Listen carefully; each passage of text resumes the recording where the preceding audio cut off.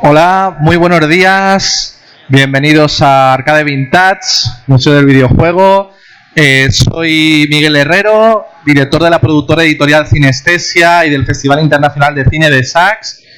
Primero de todo agradecer a Arcade Vintage y al museo por permitirme estar aquí, intentar contaros un poco algo muy desconocido, muy insólito, creo que muy interesante del presente y futuro de lo que va a ser el cine y la hibridación entre cine y videojuego. Es algo muy poco conocido. Voy a hablar de lo que es cine interactivo, películas interactivas y varios conceptos que quizás suenan algo extraños o difíciles de encajar, pero que han estado presentes desde la antigüedad, que es el concepto, por ejemplo, de hiperficción. Todo esto empezó hace varios años, cuando me di cuenta de que había, desde la antigüedad, ya en la literatura, varios autores que han intentado transmitir de alguna manera al lector una participación activa en su obra. Por ejemplo, el caso que tenemos más conocido, que todos hemos visto alguna vez, son estos libros, por ejemplo, de Elige tu propia aventura, que se hicieron muy populares en los 80. Los originales eran de la editorial Timon Mas y funcionaban con una narración que es prácticamente como un videojuego, en la que tú, el lector, podías elegir tomar diferentes decisiones en la propia obra, con lo cual la obra, cada vez que la leyeras, era diferente. Tenías que, ya el lector, había una interactividad, ya era una parte activa entre el lector y el autor de la obra. Pero esto es muy antiguo, muy antiguo, y todo parte de la narrativa. Si tiramos muy atrás, pensad un momento en la Biblia. En la Biblia, en los evangelios, cada evangelista da una visión diferente de lo que él vio supuestamente sobre Jesús. O sea, que ya hay libros, incluso en el Talmud, de que habían varios, en una propia obra o recopilación de obras, diferentes visiones de diferentes puntos de vista por diferentes personas. Si seguimos avanzando, era habitual que en la antigüedad, en los teatros, ahora lo hemos perdido, pero era normal que cuando los actores actuaban, ya en el siglo XVI, XVII, en el XVIII, incluso en el XIX, en una obra de teatro, si al público le gustaba la escena, era normal que los actores volvieran a repetir esa escena.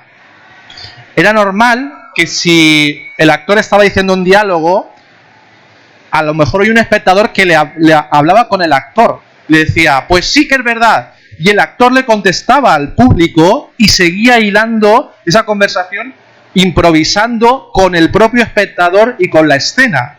Era habitual, ya no tanto, pero muchos seguros que habéis visto, sobre todo se hace más en obras de teatro más para niños, en sacar al público para darle un rol del personaje en la obra de teatro. Eso era más habitual en la antigüedad. Hace siglos, en algunas obras de teatro era normal que el público participara en la obra. Había una interactividad ya antiguamente entre esa obra, ese espectador y ese autor. Podría moldear, elegir. Había también en los espectáculos de magia, los espectáculos de ilusionismo, como sabéis, siempre el espectador tiene que, por ejemplo, el clásico básico con cartas de elige una carta. ¿Qué sucede si yo elijo otra? A veces el mago puede cambiar lo que va a suceder o no. Hay una interacción, un arte escénico en lo cual el espectador elige, decide. Y era normal en el siglo XVIII ya y en el XIX. Había un tipo de espectáculos que eran los espectáculos de fantasmagorías. Eran espectáculos en los que ya era una hibridación entre espectáculo audiovisual antes del cine, la magia y el teatro. Esta imagen que veis es una ilustración del siglo XIX. Eso es una linterna mágica, un proyector anterior al cinematógrafo, los hermanos Lumière. Y se creaba una atmósfera ya inmersiva, una sala negra, a veces incluso se usaba un convento abandonado, y se proyectaban imágenes pintadas a mano, incluso sobre humo, a veces incluso se podía proyectar a petición del público qué personaje muerto o fallecido aparecía en pantalla, con lo cual había una interacción ya una inmersión entre la obra, el autor, el público, la narración que se iba. Son espectáculos que han ido quedando totalmente en el olvido, pero fueron muy importantes en la época. Y de todo esto llegamos, de todos estos elementos de literatura, de teatro, de conceptos como la hiperficción, de poder elevar esa ficción a que entre el autor y el lector, o entre el autor y el espectador, pueda interactuar, pueda tomar parte activa sobre la obra. Hemos dicho el caso, por ejemplo, de Elige tu propia aventura, pero esto, si conocéis, por ejemplo, autores como Julio Cortázar, que fue el autor de Rayuela, en el boom latinoamericano de los 60, la obra de Cortázar, concretamente en la obra Rayuela, el propio libro funcionaba antes, porque esto es de los 60, ya con el concepto de Elige tu propia aventura. La obra de Rayuela se puede leer de diferentes maneras, se puede empezar por el final, se puede abrir al azar el libro y no va a alterar la narración. Vas a poder tú participar de cualquier manera, la historia va a cambiar, y esto ya es mucho antes. Pues en los 60 se produce algo insólito y desconocido. Empieza una hibridación entre cine y videojuegos como tal. Investigando de dónde viene esto, hay una primera película, la película más antigua que he visto, que es una película interactiva, es una película que funciona como un videojuego, una película planteada como un videojuego casi en su propia aparición de los propios primeros videojuegos. Es una película checoslovaca que se llama Kinoutomat, y es una película de 1967, aunque realmente se concibió a principios de los 60. Es un caso insólito en la que tú entrabas a una sala, desconozco y se desconoce casi cuántas proyecciones se tuvo, porque era una sala específica para la proyección de esta película, en la que tú te sentabas y en las butacas habían dos botones, uno rojo y uno verde. La película empezaba y en determinadas escenas, por mayoría de votos según pulsaciones rojo o verde, se elegía una escena u otra. Conseguí dar con el tráiler y con un poco de la información que hay de la película. Esto es el tráiler de esta película, Kinoutomat. Es la primera película considerada interactiva de la historia. Era una comedia romántica erótica, en la que, digamos, un galán, un empresario, conocía a una chica y estaba a ver si entraba o no a la habitación de la chica o no. Entonces, por mayoría de votos del público, según las pulsaciones, tú veías cómo el hombre al final pues decidía a elegir entrar a ver a la chica, ya veis un poco esas miradas, o no.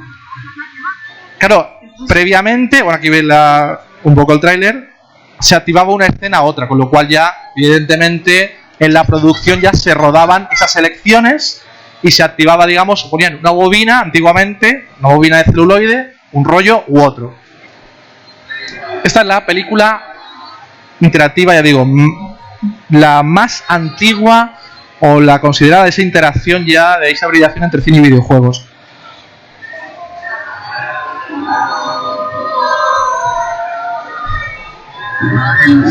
Ponían también, que luego se ha usado, todos los que habéis visto Black Mirror, Bandersnatch, todos estos conceptos ya estaban previamente en la película, de esa cuenta atrás, de ese tiempo que tú tienes para decidir. Si no te da tiempo a decidir, se activa automáticamente, digamos, como la versión del director.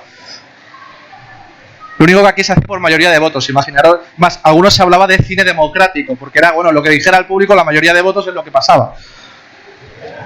Pero esto viene también aún de casos un poco más aislados. No llega a ser interactivo, pero sí había un concepto ya de múltiple pantalla, en pantalla múltiple, o de polivisión también se habló. Hay un caso insólito que es una obra maestra, ya un poco olvidada, y es que ya en la década de los 20 hubieron varios autores, varios directores que empezaron ya a plantear el cine con otras posibilidades de inmersión y de interacción que a día de hoy quizás se estén rescatando. Uno de ellos fue Abel Gance, un director francés que dirigió una gran obra que fue Napoleón, Napoleón del cine mudo de 1927, y él concibió la película como un tríptico, 3 pantallas a la vez. Esto solo se vio en algunos cines, porque no todos los cines estaban preparados para hacer esto. O sea, además se hacía como un gran espectáculo porque había música en directo, y evidentemente la versión esta lamentablemente se conserva, pero ahora mismo no podemos disfrutarla como estaba concebido en la obra, que es algo también como estáis haciendo aquí, de partir del original, que se ha perdido estos elementos ya de la propia máquina, de la propia incluso luz que afectaba si está de noche a que se encendiera la máquina, o todos esos joysticks o botones que se han perdido si no es el original. Pues esto pasaba lo mismo ya, y con el concepto, por ejemplo, ya de una interacción hasta cierto punto, sino polivisión, con lo cual tú ya podías ver a la vez diferentes pantallas en la película. Vais a ver un tráiler de esta restauración de Napoleón.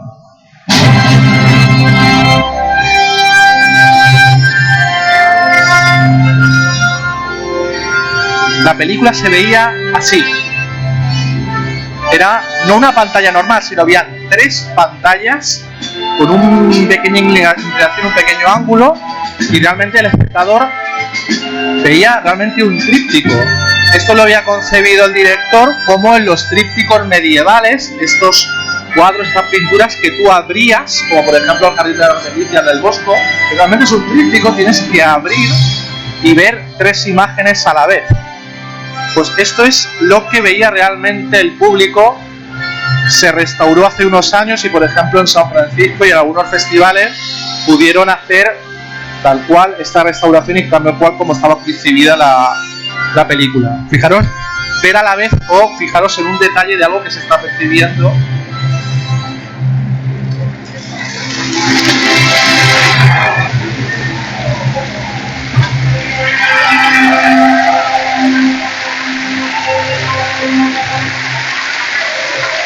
Claro, 4 solo proyecciones, o sea que es algo ya insólito.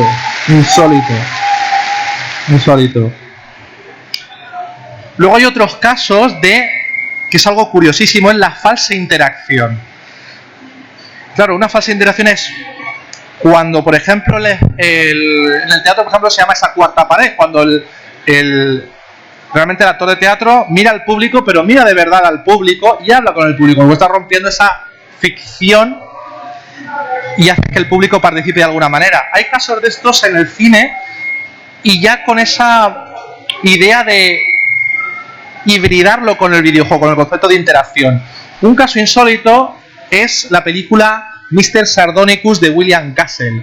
William Castle es un director americano de serie B que fue muy influido por Alfred Hitchcock, y él tuvo un sobrenombre que es el rey del gimmick. El gimmick se usa mucho también en magia, ilusionismo, es este trucaje o aparato que muchas veces permanece oculto, es como ese truco. En marketing se usa como ese reclamo, ese gimmick, ese truco publicitario para engancharte a, mira, en la película, es que aquí me han regalado esto, o aquí ha sucedido esto, es una especie de engancho, de truco. Pues él lo que hizo en sus películas fue en cada película usar un gimmick. Desde, por ejemplo, que vibraran las butacas, los asientos en un momento determinado, a que algo se viera cuando se apagaran las luces, que se viera en la oscuridad. Y hay un caso insólito que, si queréis os lo cuento, pero os voy a tener que hacer spoiler.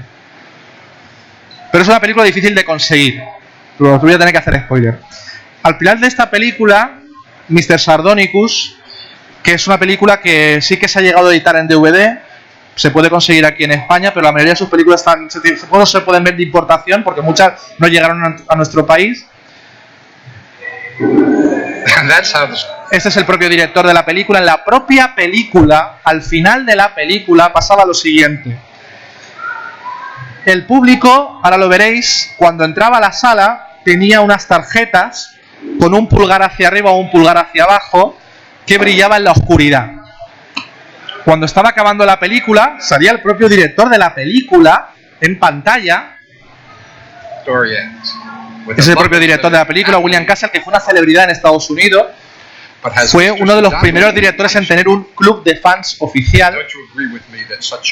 Le hablaba al público y prácticamente, no sé si lo escucháis ahora muy bien, lo decía en inglés, pero prácticamente decía, bueno, la película va a acabar y yo no sé si merece el malo un castigo. ¿Queréis castigar al malo? Y le decía al público, bueno, si queréis que castigarlo, pues tenéis que coger las tarjetas que os he dado, se os han dado, y poner el pulgar hacia arriba o el pulgar hacia abajo. Bueno, esto brillaba en la oscuridad en la propia sala. Ahora lo veréis. Estas son las tarjetas que recibía el público y el público pues hacía lo que decía el director.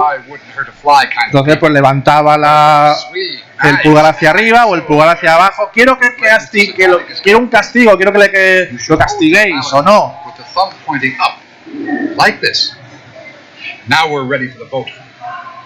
Y aquí esto es una...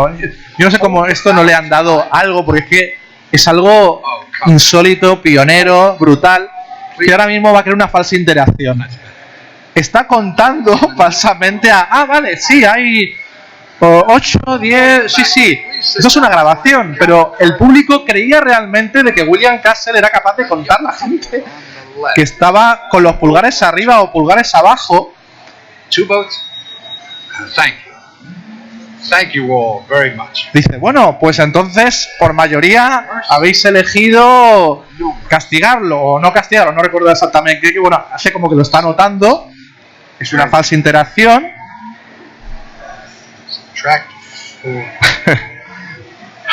No mercy. Y lo que pasaba era que siempre acertaba.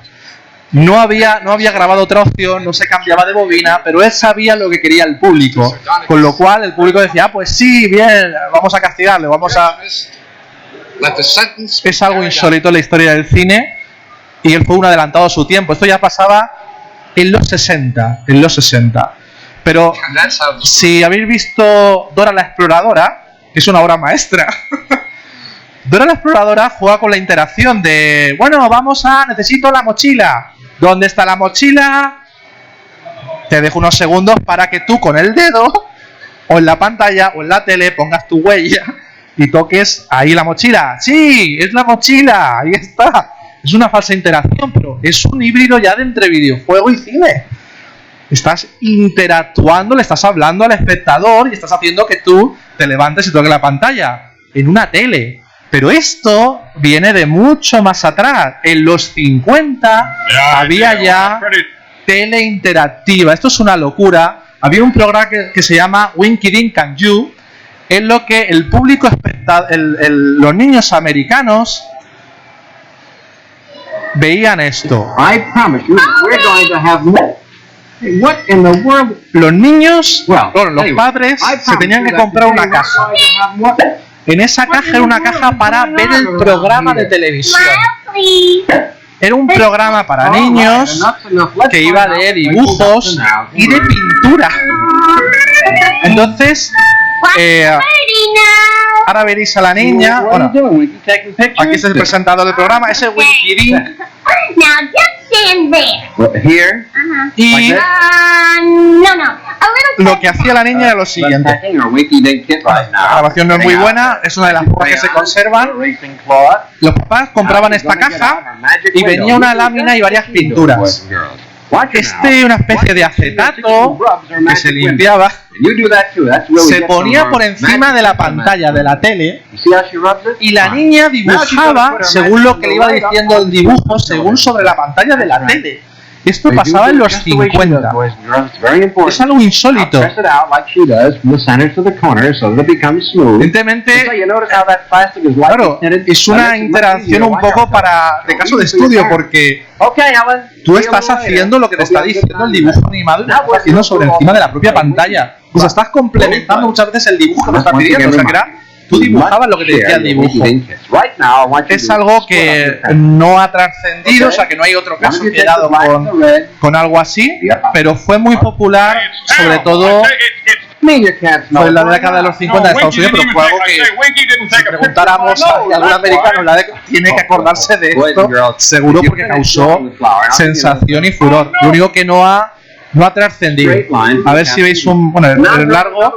El propio presentador a veces, Winkirin, decía, bueno, dibuja por aquí, y la niña, pues entonces con una pintura dibujaba por encima del acetato o el plástico que había hecho los dibujos que estaba diciendo, y Winkirin a lo mejor subía para la casa que lo había dibujado, y bueno, pasaban varias historias con el personaje.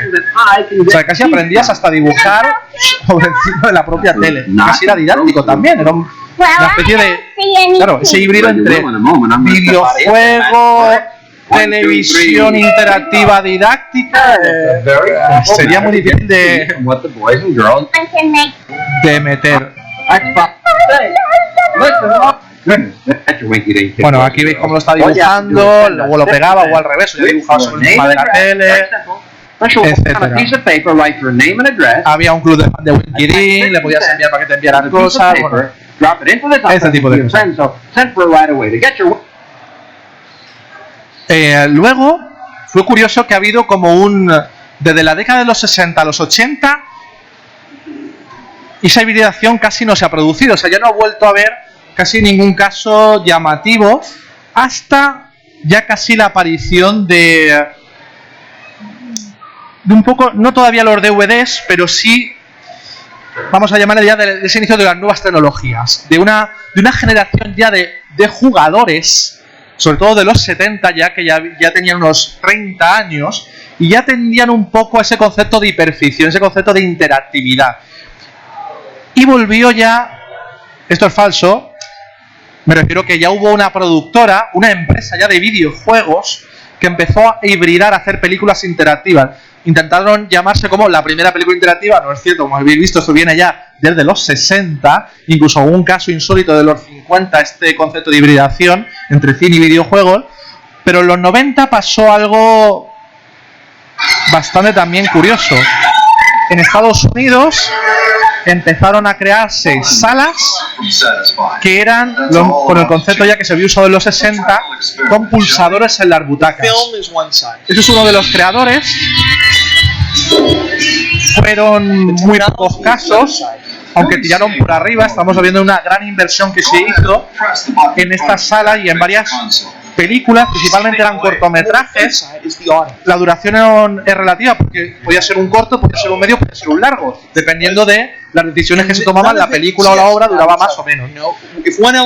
Entonces el público llegaba a la sala como una película convencional aparentemente, y veis que tenía unos pulsadores, en este caso ya eran 3, y se podía elegir determinadas decisiones del protagonista. En este caso, la que comentan se llamaba I Am Your Man, o sea, yo soy tu hombre, y era una comedia romántica de nuevo, en la que, bueno, una especie de tío se tenía que ligar a una chica, a otra que trabajaba con él, y tú tenías que tomar esas decisiones. Por mayoría de votos, se tomaba una decisión u otra. Bueno, había comentando, hay un pequeño corto documental que está en YouTube. La grabación no es muy buena, pero podéis ver un poco todo ese, más que primer momento, primera vuelta a ver las posibilidades de un cine interactivo, una hibridación entre cine y videojuegos.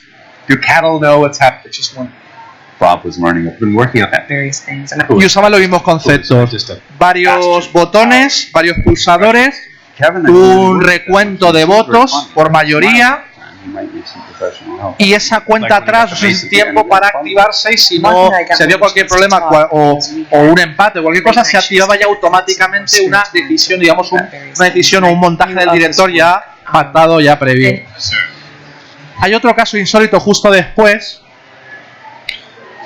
A ver, que lo tengo por aquí. Sí.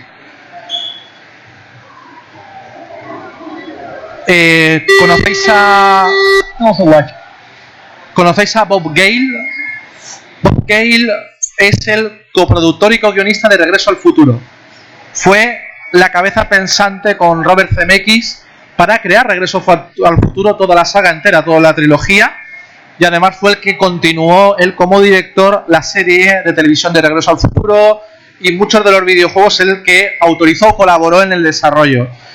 Pues Bob Gale, siguiendo esta idea que habían hecho ellos, hizo una obra interactiva, una película interactiva en los 90, que es un caso tremendo, que para algunos críticos como Siskel y Ebert, eso si os suena o conocéis, son, digamos, las dos autoridades, ya fallecieron, autoridades de la crítica de cine americana. Tenían un programa que era de una de las mayores audiencias en Estados Unidos, y bueno, destrozaron la película que había hecho, esta película interactiva que había dirigido Bob Gale. Más, es una de las únicas casi películas que ha dirigido el co-creador de Regreso al Futuro.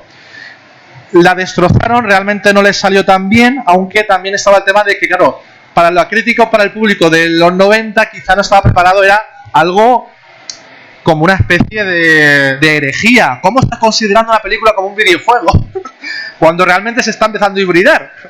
Pero bueno, aquí veis algunas imágenes. Film of the year. This is the segment that asks the question, can a film be worse than Jury Duty? And in my case, la pusieron como la peor película de la, casi del año, o casi de lo que nos hayan visto.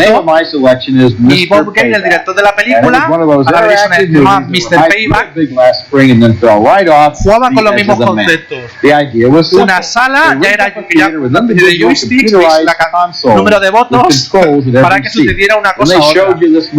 El guión no le funcionó porque era una especie de Terminator, que como una especie de vecino que vivía en un barrio americano, y empezaban un poco a acosar o a tener situaciones un poco paródicas o algo, y al final este cyborg pues empezaba un poco a tener varias aventuras con sus vecinos en esa ciudad. Todo al final iba en cómo cargarse o cómo hacer enfadar al otro. Me has llamado tal, ¿qué queréis que le haga? ¿Pegarle un tiro? ¿Pegarle un puñetazo? ¿O destrozarle el coche? Y por mayoría de votos hacía una cosa. So we can lose ourselves in the experience. If we're going to have to make the choices, como veis, we ought to be paid for it. Or you do what's out in the lobby. Cabreados por esto. Play the video game. Don't try to mix the two of them together. It's not going to work. Not going to work. Not going to work. Not going to work. Lo vieron como como una especie de herejía, la crítica de la época. Luego hay un caso, ya vamos ahora a España. Esto es algo que me encanta, algo muy poco conocido. Posiblemente los de acá de Vintage lo conoceréis, y yo no sé si lo habréis visto, o me consta que hay alguna máquina, alguna recreativa restaurada. Y hay dos casos insólitos, dos casos incluso hasta cierto punto, no adelantados del todo a su tiempo, pero sí que históricamente es algo bastante relevante lo que sucedió. Hay una empresa, Matic, que era una empresa vasca de máquinas asociadas por monedas, y este empresario, que principalmente estaba más en tragaperras más que en videojuego, en una feria en Las Vegas vio un videojuego interactivo, una recreativa que funcionaba como película recreativa, como un shooter, que era McDog McCree, esta película interactiva del oeste, western, y él dijo, wow, esto es el futuro, voy a invertir en esto. Y hizo una gran inversión para hacer este mismo concepto en España. Costa que hizo dos máquinas, dos películas interactivas, dos hibridaciones. Una fue Los Justicieros, que todos sobre todo las conoceréis porque gracias luego a Dynamic Multimedia se pudo jugar para ordenador, pero realmente fue una recreativa. Y esto es muy fuerte, yo lo pude hablar con el propio director de Los Justicieros, porque es Enrique Urbizu. Enrique Urbizu, el director de La Caja 507, de No habrá paz para los malvados, era un director de Bilbao, estaba empezando ya a coger un poco auge, había dirigido varias películas en los 90, y este empresario pues contó con dos de los directores vascos más punteros de los 90. Uno fue Enrique Urbizu y otro fue Aler de la Iglesia. A Enrique Urbizu le dio Los Justicieros, que se rodó en Almería. Voy a poner un fragmento. Ya, esto es de la versión ya para ordenador de Dynamic Multimedia. Es algo insólito. O sea, totalmente insólito. Está rodada enteramente en Almería. Y yo le hablé. Aquí tenéis la empresa, la Big Matic, que se lanzó a videojuegos interactivos en España. películas interactivas. Y lo hablé con Enrique Urbizo ahora unos meses, con el propio director de Los Justicieros.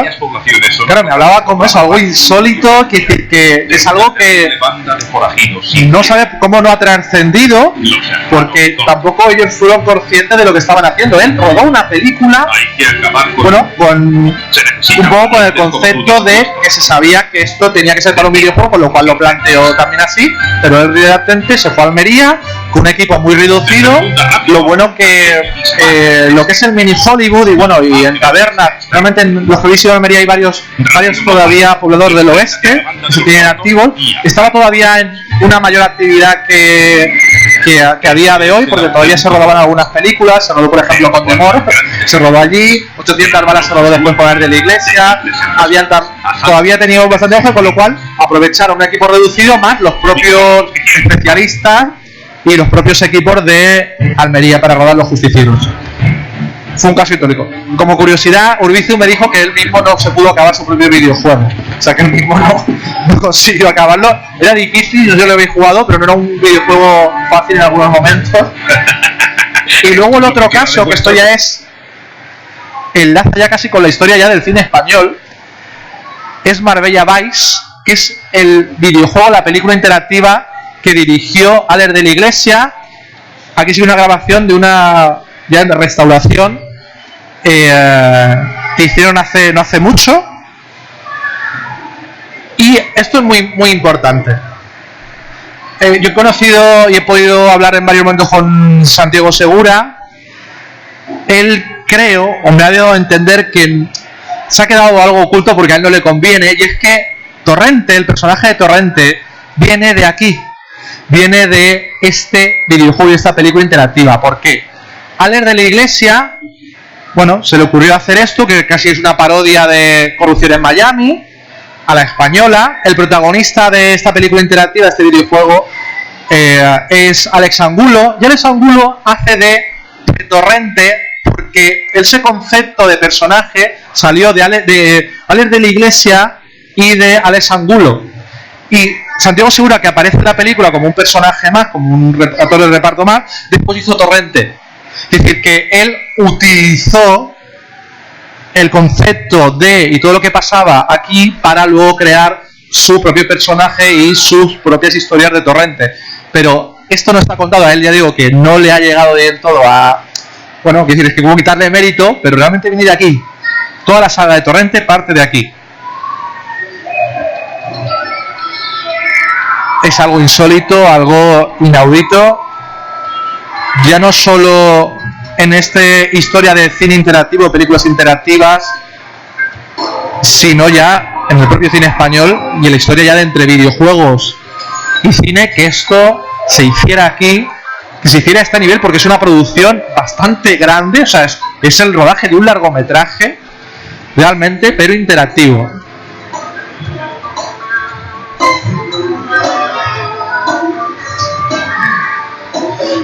Tengo entendido también que, lamentablemente, aunque la Pigmatic empezó a poner mucha financiación, fue una millonada, fue una gran producción, una financiación tremenda para la época, cayó un poco en quiebra. Y uno de los motivos parece ser es que, si no me corregís, que estas máquinas eran más caras a la hora de jugar. Creo que había el doble, eran 200 pesetas puede ser. Entonces era demasiado caro para el jugador medio, vamos a llamarle, de los 90. Yo recuerdo ver esta máquina, tampoco queda claro cuántas unidades llegaron a hacer, porque fue un poco en el movimiento de quiebra. Pensaron y plantearon más de una, o sea, habían muchos más en proyectos, y esos son dos casos, ya digo, insólitos y ya un poco, ya digo, desconocidos totalmente. Luego, bueno, ya conocéis ya más cuando se tira más al videojuego, o sea, al videojuego que a la película, pero está ese híbrido que ya es difícil de separar, y es un caso que pude vivir en el momento también, que fue el videojuego de Expediente X. Esto es algo también increíble. No sé cuántos habéis jugado, cuántos los conocéis. pero el videojuego de Expediente X es una de las primeras obras absolutas concebidas como algo que va hacia el futuro. O sea, es realmente un capítulo de Expediente X tal cual, como aventura gráfica en la que tú eres el protagonista. Tú estás jugando un capítulo de Expediente X y decides tú. Es algo increíble que se hiciera en los 90 y sobre todo una serie del peso que tuviera Expediente X que apostara por algo así. Esto ya es el videojuego. Esto ya es el videojuego. Era un capítulo especial de ordenador. Puede gastar como no en ninguna recreativa o en cualquier otra plataforma, solo fue para PC como aventura gráfica. Voy a adelantar un poquito. Okay, so I don't know what's up, but Tú eres el protagonista. Básicamente la sinopsis consistía en que Mulder y Scully habían desaparecido y tú eras un nuevo agente del FBI y tu misión era encontrar dónde estaban. Pero era todo, como veis, explorativo. Podías ver, o sea, todos los mínimos detalles de incluso muchos decorados, muchos lugares de la propia serie. Y era una aventura gráfica muy compleja, bastante rica, bastante extensa en opciones. Era increíble. O sea, era algo muy curioso. Seguimos. Vamos a algo ya más experimental. En Estados Unidos se puede hablar casi de un primer autor, un primer director que ya como estilo ha sido esa interactividad. Hay una persona, quizá ahora no ha trascendido, a lo mejor a algunos suena, porque ya casi no ha vuelto a... Casi no ha vuelto a seguir un poco en esa línea, y es Lance Weiler, esta persona de aquí. Este joven, ya no tan joven, empezó a coincidir varios cortometrajes y varias obras entre la performance, la película cinematográfica y el videojuego. Casi ha quedado como una leyenda porque ¿cuál es el problema? Y es lo que también podéis ver aquí, que hay cosas que si no vais al original se ha perdido, no estáis, esa parte de historia de cómo se jugaba esa máquina o cómo se jugaba ese videojuego se ha ido perdiendo a lo largo de la historia. Y esto está pasando ya con esta persona, y esto estamos hablando de finales de los 90, principios del 2000. ¿Qué hacía él? Esto es algo difícil de reproducir ahora. Os cuento tal cual una narración de varios espectadores que asistieron a alguna de sus proyecciones. En una de sus películas, que era Head Trauma, era 2006, es una de las más recientes que ha hecho, pero fijaros que ya ha pasado ya casi unos 15 años casi. Él ya la empezó a concebir en los principios del inicio de los 2000. Dice, el film es un thriller de terror psicológico, pero realmente lo interesante es que se trata de un fenómeno viral que se produce antes, durante y después de ver la película. Cuando tú ibas a la sala, se desconoce también cuántas salas, habría que buscar cuántas proyecciones se tuvo de esta obra, porque ya no es una obra solo cinematográfica, es una obra performance, interactiva y cinematográfica que juega con las nuevas tecnologías también. Cuando tú te acercabas a la sala, los teléfonos públicos cercanos al cine comenzaban a sonar. Restaurantes, plazas, comercios. Cuando alguien escuchaba o alguien cogía el teléfono, escuchaba a alguien trastornado. Era uno de los personajes de la película que le hablaba. Habían usado contestadores automáticos para que llamaban a esos lugares para que personajes de la película hablaran en esa zona. En la puerta del cine había un predicador que habla del apocalipsis. Habían varios actores que representaban a varios personajes de la película y daban varios cómics de temática religiosa o apocalíptica a los espectadores. Una especie de secta en la cual te hacían intentar convencerte de que entraras, de que leyeras el cómic, que es bueno, no te va a pasar nada, y que luego siguieras y dieras sus datos. Los cómics tenían pistas de la propia película, con lo cual habían espectadores que podían, era un cómic muy pequeño de pocas páginas, el propio espectador podía leer algo del cómic antes de empezar la película mientras esperaba.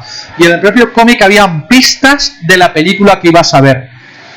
Dentro del cine, en los créditos se pedía al público que mandaran un texto a un número de móvil. Durante la proyección, los móviles recibían extraños mensajes de texto. Recibían también un papel con un número. Si llamaban, se escuchaban voces de los personajes de la película. Al público se le daba la opción de dar su número móvil. Los personajes de la película podrían llamarles en cualquier momento.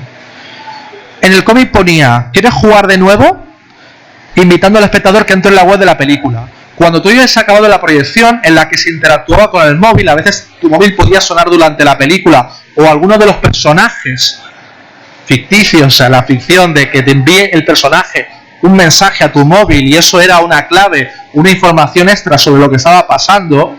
Cuando tú llegabas a casa y entrabas en la web, había una especie de juego en línea que se conectaba con tu teléfono.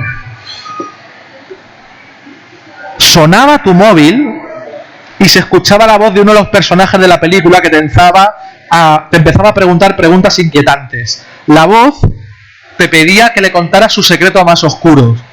Y prácticamente el ordenador o el juego te hackeaba la cuenta o algo, y tu propia voz se emitía una y otra vez en reproducción continua sobre tu ordenador. Y ahí, digamos que acababa la experiencia. Esto se puede hacer, y esto es lo que cuenta uno de los espectadores que asistió a este tipo de experiencias. Es uno de los casos más insólitos de este híbrido de todo, y quizás esté adelantando a lo que vaya a venir en un presente futuro entre cine, videojuegos, performance y a saber qué, porque fijaros toda la inclusión de términos de transmedia, de crossmedia, de performance, de obra que ya va mucho, casi de juegos de rol también en vivo. Hay algunos casos más, hay más de lo que parece, hay más de lo que parece, todavía no es conocido. Otro caso que es similar a este fue lo que hizo el canal Calle 13 en Alemania. Esto hemos estado haciendo pruebas y se puede hacer, o sea, no es algo complicado. Pero 13th Street, the channel for thrillers, horror and crime. En Alemania. Imaginad lo siguiente, os cuento tal cual y ahora os pongo el vídeo. Llegáis a una sala, os dan una tarjeta donde tienes que poner tu número, es obligatorio para poder ver la película, tus datos personales, o la productora ya tiene tus datos, porque como has reservado o has comprado la entrada, yo ya tengo tu email, yo ya tengo tus números, tus datos, y sé tu nombre y apellido, sé tu email, sé tu número de teléfono, sí, sé dónde vives. Cuando entras a la sala, tienes que bajarte una aplicación para el móvil. Empieza la película y en un momento determinado la protagonista, es una especie también de slasher, hay un asesino, la va a matar, la protagonista que quiere llamar a urgencias, se equivoca, llama a un número y suena tu móvil, cógelo. Sí, por favor, Dios mío, ayúdeme, ¿qué hago? ¿Voy a la izquierda o a la derecha? A la derecha, y ella va a la derecha. Si tú tardas mucho en contestar, se activa la versión del director. Y así la película. Tú hablas con la protagonista, tú tomas las decisiones protagonista. Esto se ha hecho ya hace más de una década en Alemania. Ya hay casos incluso en Japón donde casi hackean el móvil. Se activa la luz, se activa la linterna incluso. O sea, hay películas incluso de terror que empieza a vibrar el móvil en un momento determinado, cosas así. Aquí vais a ver su vídeo promo. Bueno, esto de siempre todos se apuntan a la primera película interactiva, ya como he visto de que, bueno, creo que desde los 50 se puede hablar de cine interactivo. No soy los primeros, nadie es el primero. In regular horror movies, the viewer's role is always the same.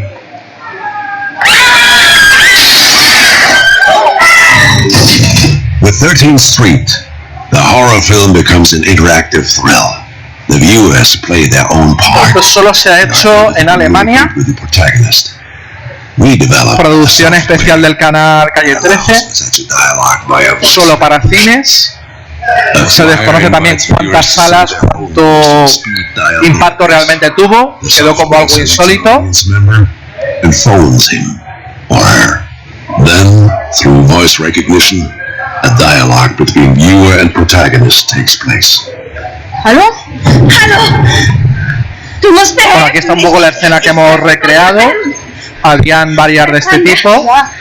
The answers are converted into commands, and the software plays out the corresponding scene. Because of this, each caller creates a different film.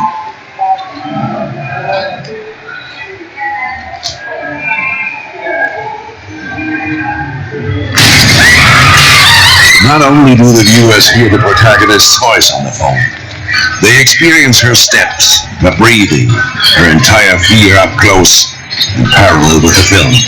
Links oder rechts? Aquí a la derecha, a la izquierda. Soll ich rauf oder runter? Arriba o abajo. O sea que tú, claro, tú tienes más información que la propia protagonista sobre la película. Geh hoch. Okay. Habría que verlo, lo divertido que sería en la sala y que el público dijera, tenías que haber dicho a la otra, lo han matado a la protagonista. Bueno, y eso era un caos.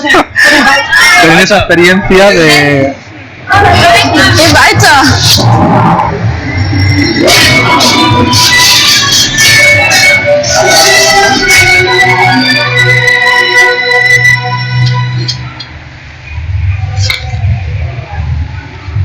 Jetzt bist du dran. Ich hab ja deine Nummer. Scheiße. Brauchen wir das Handy. The film hit its target audience exactly.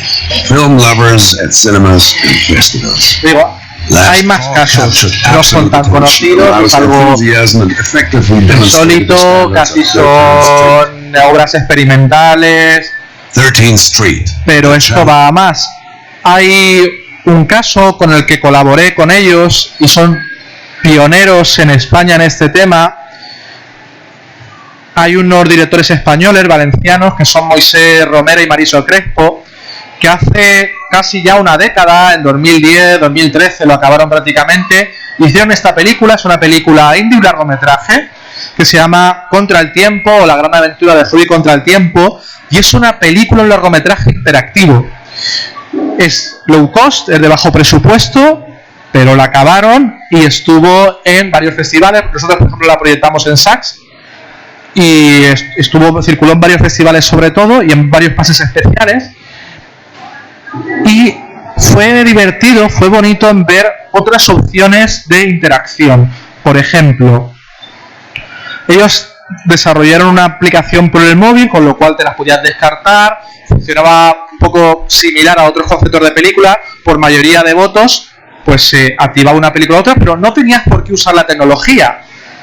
Antiguamente en el cine mudo era habitual la figura del narrador, o incluso en Japón, que fue muy importante, el Benshi. El Benshi incluso en Japón, en el cine mudo japonés, era muy importante por él, que incluso lo mismo, llegaba un poco hasta interactuar con el público. Era casi el maestro de ceremonias, ponía las voces a los personajes, podía añadir más cosas y fue una figura muy importante allí. Pues lo concebimos de otra manera. Imaginaros ir a la sala, a la proyección, a ver si tenemos por aquí alguna foto, aquí está. Es la proyección, por ejemplo, que hicimos en Sachs de esta película, y había un maestro de ceremonias que él presentaba la película empezaba y se proyectaba en DVD. Entonces la película tenía varios menús de DVDs que se activaba para darle a una opción, a una escena u otra, y la gente tenía un pay. Entonces, por mayoría de votos, la gente, pues está claro, si había más pay verdes, se activaba la opción verde. Si levantaba el rojo, se activaba la roja. Y aquí hay una interacción, pero no es necesario ningún uso de otra nueva tecnología. Es un DVD. O sea, es algo mucho más sencillo para hacer una obra interactiva en que el público pueda crear o convertirse en partícipe de la obra. Y vamos a ir acabando. Ya digo, esto da para muchísimo. Hay otro caso, por ejemplo, de película española interactiva, que es Para hacer chocolate. Lo mismo, fue un caso también un poco insólito, solo circuló por algunos festivales. La protagonista es Geraldine Chaplin, la nieta de la hija de Chaplin. Y era una película que también iba con aplicación del móvil, podías decidir varias cosas. Y se dieron también crossmedia uniéndolo con cómics, uniéndolo con varias opciones más interactivas. Luego se podría hablar también, bueno, con el tema ya de Kinect, de otros dispositivos ya. Otro caso también curiosísimo, esta película, La Dama del Lago, es también una de las pioneras en esa intento de interacción, realmente es una falsa interacción, es un caso insólito. La película es de la década de los 50 y una película de cine negro americano, de policíaco, gángsters. Y fijaros en el póster, podéis ver la película, se puede conseguir. Metro-Goldwyn-Mayer presenta la innovación más sensacional en la historia del cine. Usted y Robert Montgomery descubren junto al misterioso asesinato de la Dama del Lago. Y es una película que funciona como una aventura gráfica sin llegar a una interactividad, porque el propio detective, el protagonista, que es el actor Robert Montgomery, que además dirigió él mismo la película, te miraba a ti y te decía, bueno, ¿qué hacemos? Quizá tengas esto o lo otro. Sí, tienes razón. Bueno, se contestaba a sí mismo, pero daba pie a que el espectador pensara y se dirigía como que tú ayudabas a desvelar el misterio con él. Una película que totalmente rompía la cuarta pared y te miraba directamente a ti. Es algo insólito porque es una de las primeras veces que es toda la película entera.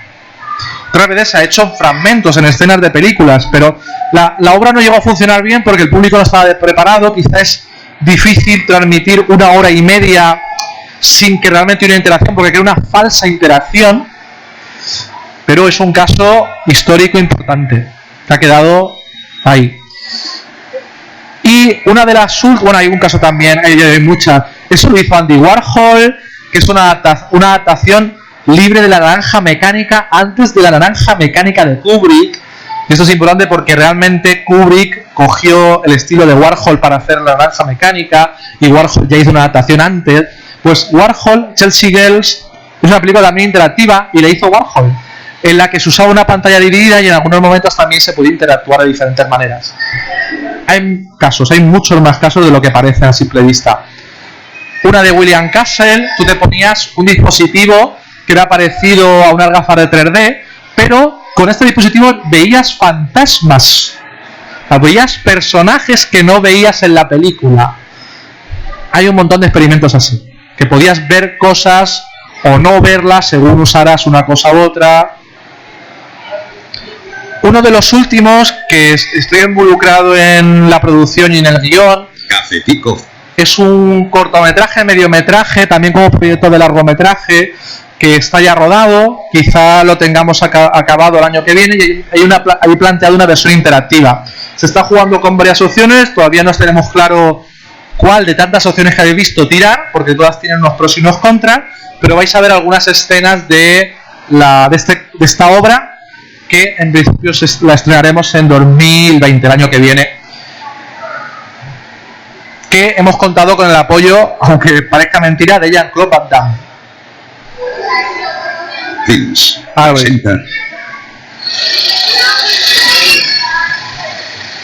Está rodado íntegramente en Alicante, es una comedia policíaca.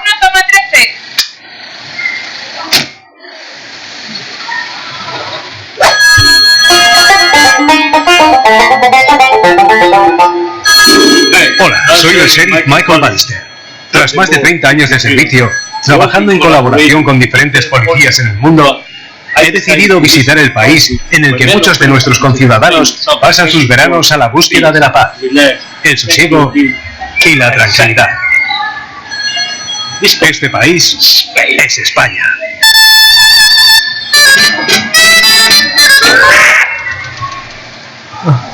Acompáñenme y vean cómo trabaja la policía local de Torretachén.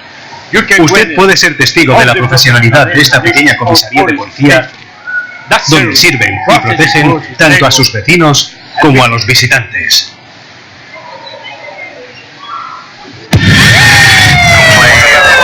Rural Cops.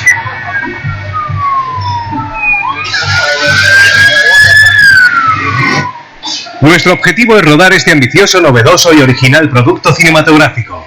una comedia policíaca con un acabado visual y reparto de primera línea consistente en cortometraje y largometraje, ambas con versiones interactivas. El proyecto cinematográfico está basado en hechos reales. Guardias civiles, policías nacionales y policías locales nos han hecho llegar sus anécdotas más sorprendentes y divertidas. Es una comedia policíaca, pero con anécdotas, digamos, reales. Damos de un valor añadido y participativo. El equipo está compuesto por profesionales del medio audiovisual que ya han trabajado juntos en otras producciones de Cafetico Films. Es nuestro deseo que vuestro producto o marca sea patrocinador de la película en la fase de cortometraje, lo que nos permitiría dotarla de medios adecuados para una realización impecable. A su vez, la película sería un nuevo escaparate en redes sociales, medios de comunicación y festivales de cine.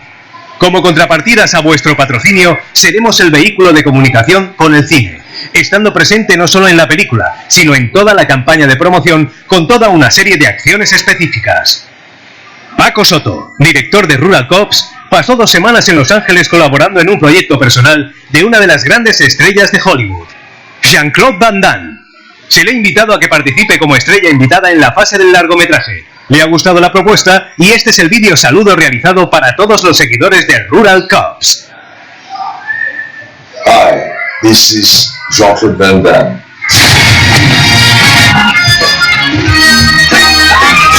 This is Rural Cops. I heard good stuff about it. Soon I will see the movie that my friend Paco did. No, if you want to see action and comedy, go for Rural Cops. Good? Okay. Esperamos que nuestra propuesta haya sido de vuestro interés. Rural Cops. Bueno, es un cortometraje, mediometraje, también con una opción largometraje que está ahora mismo, una parte está rodada, hay varias opciones. Hemos tenido la suerte, todo el mérito de Paco Soto, del director y productor, y de Caro Colomer, que lamentablemente falleció hace unos años, de esto. Ya digo, soy uno más en el equipo de esta locura que lo es, y ya veremos a ver qué acaba. He traído varios libros, la verdad es que hay más de lo que me pensaba. Hay dos de esto que he comentado, de los que os interese. Hay muchísimo más, muchísimo más. Esto está súper reducido porque esto da para mucho más de lo que parece.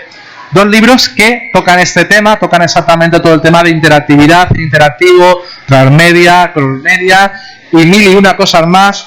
Uno es Hiperficción, que el propio libro es interactivo. El propio libro funciona con la idea un poco de elige tu propia autoaventura, porque el libro se puede empezar por cualquier página, hay diferentes itinerarios de lectura, es un ensayo interactivo realmente.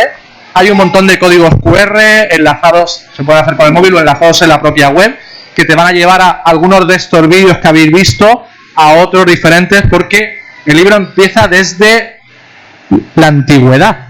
Estamos hablando de estos casos que he comentado ya, de autores, de escritores, de casos de obras que ya concebían un poco ese rol como interactor, que se habla, entre el lector, o el espectador y la obra. De alguna manera una participación activa, no pasiva, entre un espectador y la película, o un espectador y la obra.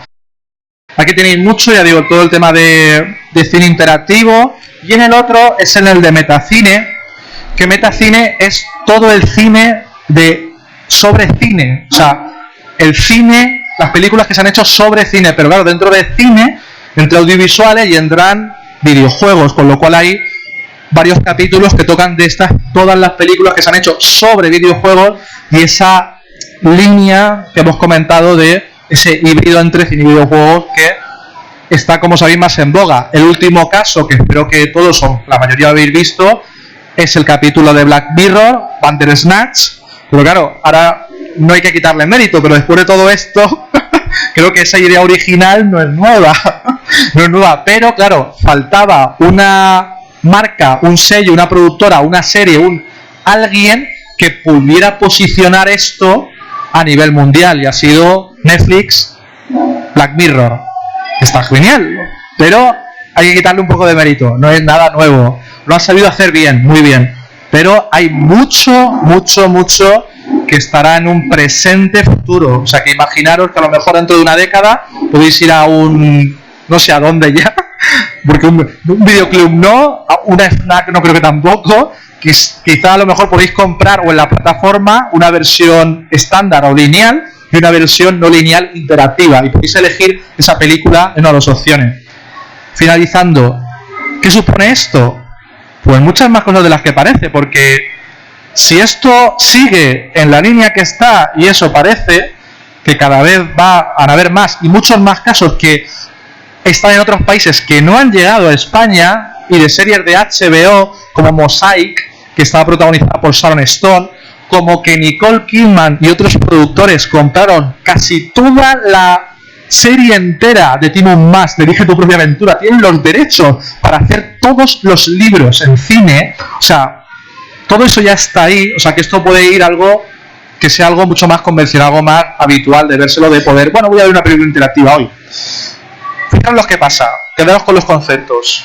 El espectador ya no va a ser un espectador, va a ser un interactor, porque tú vas a tomar decisiones sobre la obra como en un videojuego. Incluso vas a puedes ser partícipe de la propia obra en su preproducción, que eso es, por ejemplo, la Wikipedia. Solo la Wikipedia, donde la gente participará a crear una obra de cine. Podrías elegir por mayoría, bueno, ¿qué actor cogemos? Bueno, no, yo quiero a Mario Casas, a tal o al otro. Por mayoría de gente, ¿vale? Pues contratamos a Mario Casas porque es lo que quiere la gente.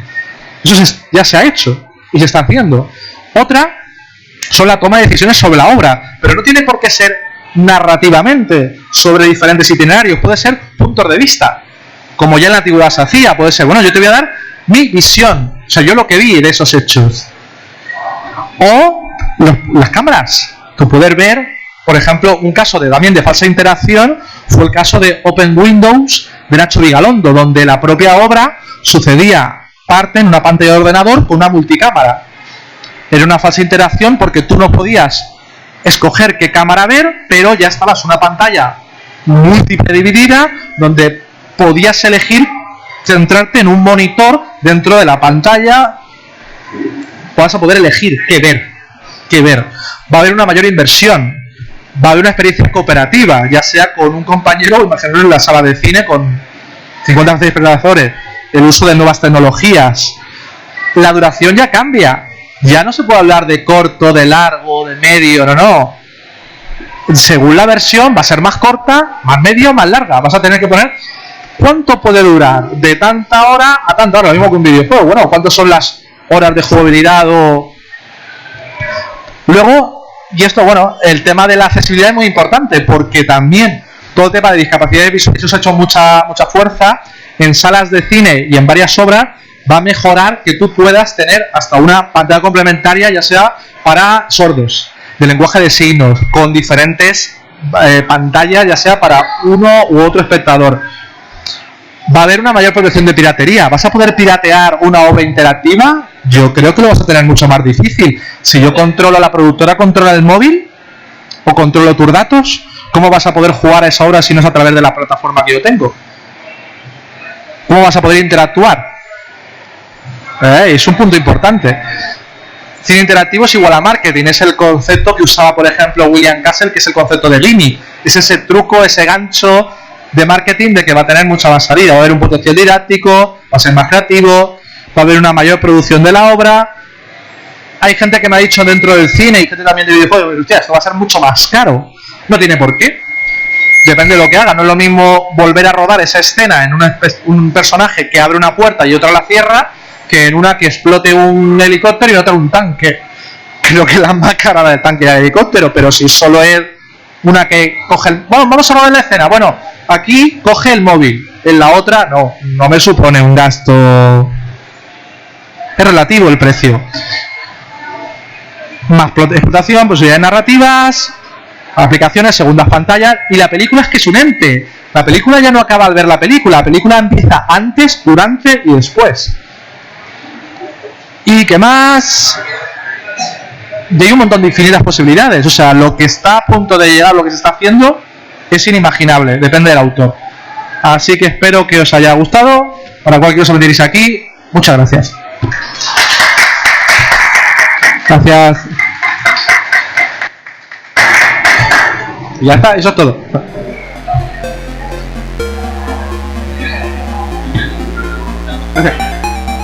Y hay mucho más. Que hay mucho más.